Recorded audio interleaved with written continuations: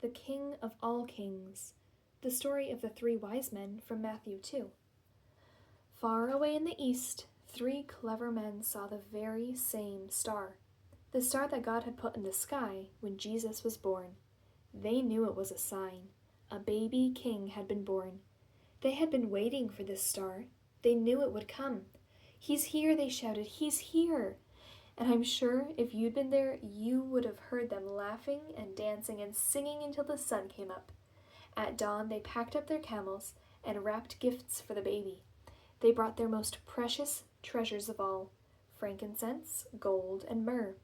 Special, sparkly, lovely-smelling, gleaming things, just right for a king. The 3 wise men, actually, if you'd met them, you'd have thought they were kings because they were so rich and clever and important looking. They set off. They rode their camels across endless deserts, up steep, steep mountains, down into deep, deep valleys, through raging rivers, over grassy plains, night and day and day and night for hours that turned into days, that turned into weeks, that turned into months and months, until at last they reached Jerusalem. Jerusalem was by far the most important city for miles around, and as anyone can tell you, that's where a palace would be, and kings are born in palaces, so that's where they went. But they were in for a surprise. They went to see King Herod.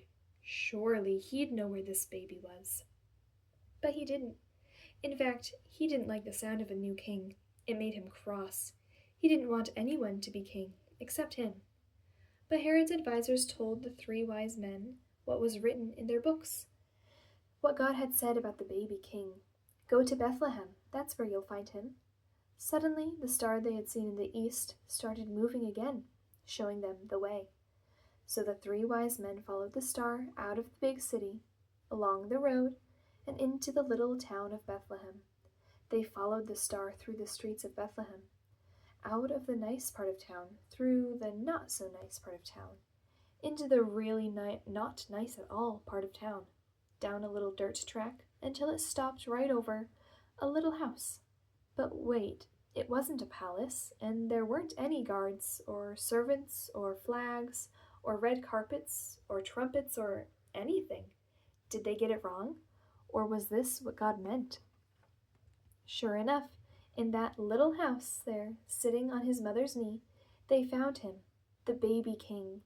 The 3 men knelt before the little king. They took off their rich royal turbans and gleaming golden crowns.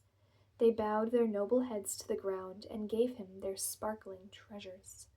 The journey that had begun so many centuries before had led 3 wise men here, to a little town, to a little house, to a little child, to the king God had promised David all those years before.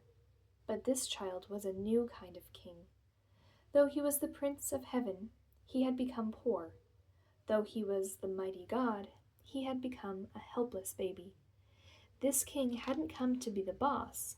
He had come to be a servant.